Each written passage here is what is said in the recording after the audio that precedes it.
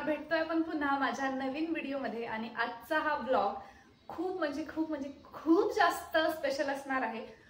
Specially तो blog माझ्यासाठी जास्त स्पेशल असणार आहे। आजचा म्हणजे दरवर्षी या दिवशी ना मला जर मी नाशिकला असेल किंवा मी जेव्हा पुण्याला शिकायला होते तेव्हा पुण्याला असेल तर मला खूप आठवण यायची, सगळ्यांची गावाकडची आठवण यायची, कारण आज दर्शा वेळामावस्या म्हणजेच वेळामोशा आहे आणि आजच्या दिवशी आम्ही मस्त गावाकडे जायचो, खूप मजा करायचो, अशी धमाल असायची ना। पूर्ण वर्षभरातला हा वेळामोशेचा दिवस म्हणजे माझा सगळ्यात आवडीचा दिवस म्हणायला हरकत नाही। पण मग आता मी नाशिकमध्ये आहे आणि मी नाही जाऊ शकले वेळामोशेला, आणि ते जर डिस्टन्स पण जवळ असतं 2-3 तासावर तर आम्ही सगळे नक्की गेलो असतो। पण मग मी नाशिकला जरी असले तरी माझ्या मम्मीनी छोटासा प्रयत्न केलेला आहे व्लॉग घेण्याचा, आणि त्याचमुळं आजचा हा व्हिडिओ माझ्यासाठी खूप स्पेशल आहे।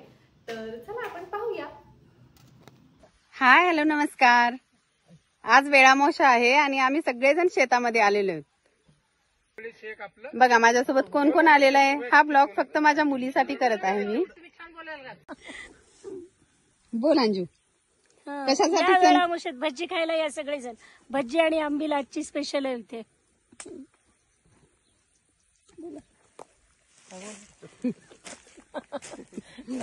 भज्जी स्पेशल बघा सगळे आलेले आहेत आम्ही खीर खायला। वेळामोशा कशासाठी साजरी करतात सांगा सर? आज वर्षाला एकदा निसर्गाची पूजा करायची असते, त्यासाठी आज वेळामोशा साजरा केली जाते पूजा करून। आणि त्यात स्पेशल म्हणजे भजे आंबील हा एक महत्वाचा भाग असतो जेवणातला। वेळामोशा कशासाठी साजरी केली जाते त्याविषयी सांगा। वेळामोशा एक असा पर्व आहे की आपण आतापर्यंत शेतामध्ये रबरब राबून जे काही आपण अन्नधान्य जे शेतामध्ये पिकवलं आहे त्याच्यामधून काळ्या मायची ओटी भरावी म्हणून आपण एकत्रित येऊन या ठिकाणी आंबील, खिचडा वगैरे असे एक आपण काळ्या मायची ओटी भरली आणि आपण पूजा केली।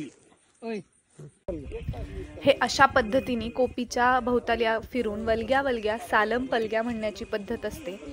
अशा आपण 5 फेऱ्या कोपी भोवती मारायच्या असतात आणि त्यानंतर आपण सर्व देवांच्या आरती या ठिकाणी करत असतो पूजेच्या ठिकाणी। आणि सर्व आरती संपन्न झाल्यानंतर आपण नैवेद्य अर्पण करतो आणि त्यानंतर आपण सर्वजण स्नेहभोजनाचा आनंद घ्यायला मोकळे होतो। आणि वेळामोशेच्या जेवणामध्ये भजी आंबील तर स्पेशल असतं, ह्या व्हिडिओमध्ये खूपदा त्याचा उल्लेख झालाय। आणि बाकी तिळाची पोळी, बाजरीच्या भाकरी, असं बरंच काही असतं। त्या ताटाचा फोटो पण मला भेटला तर मी तो अटॅच करेल।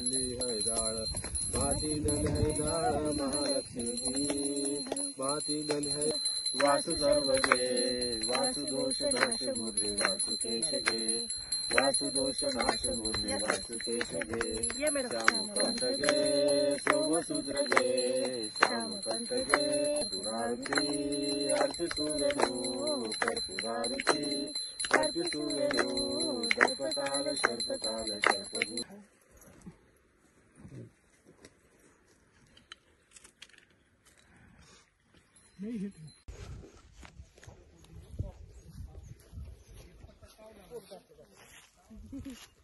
वेळामोशा हा सण फक्त मराठवाड्यातच साजरा केला जातो, जास्त तर उस्मानाबाद, लातूर जिल्ह्यामध्ये जास्त प्रमाणात साजरा केला जातो।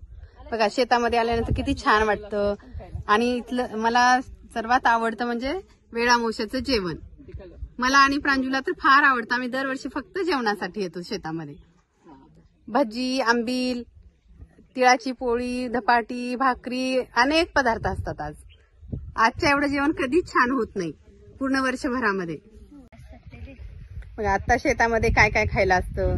भुईमुगाच्या शेंगा, बोर, परत तुरीच्या शेंगा, परत आणखी काय, ढाळे, आणखी काय अंजू, हुरडा, आणखी ऊस।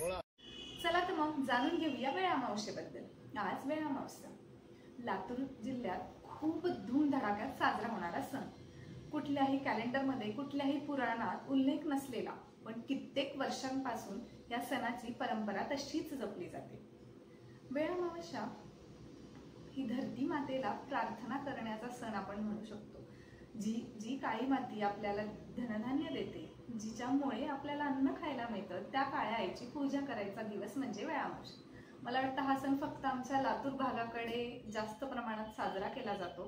आज मी सकाळी ते कोपीचे वगैरे फोटो स्टेटसला ठेवले होते तर मला बऱ्याच जणांचे मेसेज आले की हे काय, आणि मी असं ठेवलं होतं की द अंबिल भज्जी डे.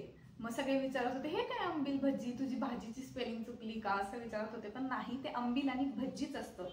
तर वेळामावस्येच्या 4-5 दिवस आधीपासूनच सुरू होते ती सामानाची जमवाजमव करण्याची.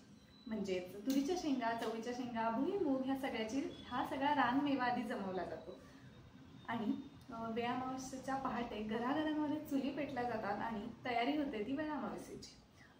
आणि लातूरवरून शहरांमधून आपल्या शेतांमध्ये सगळे जेवणासाठी जातात आणि कोपीमध्ये पूजा मांडली जाते. लक्ष्मीला आपण पीस आणि नैवेद्य दाखवतो आणि नंतर ते कोपी भोवती फिरतात. वलग्या वलग्या सालम पलग्या असं म्हणत. तर वलग्या वलग्या सालम पलग्या हा कन्नड वाक्य आहे हे, आणि या वाक्याचा अर्थ असा होतो की हे देवी, हे लक्ष्मी माता, आम्ही तुला वांग्याची भाजी आणि पोळी असा नैवेद्य अर्पण करत आहोत. अजून बऱ्याच गोष्टी असतात, तर मला जेवढं माहिती होतं ते मी तुमच्यासोबत शेअर करण्याचा प्रयत्न केला. आणि आजचा व्हिडिओ खास हा लातूर जिल्हा सोडून जे बाहेरचे लोक आहेत, म्हणजे त्यांनाही वेळामावस्या काय असते हे कळावं यासाठी मी बनवला होता.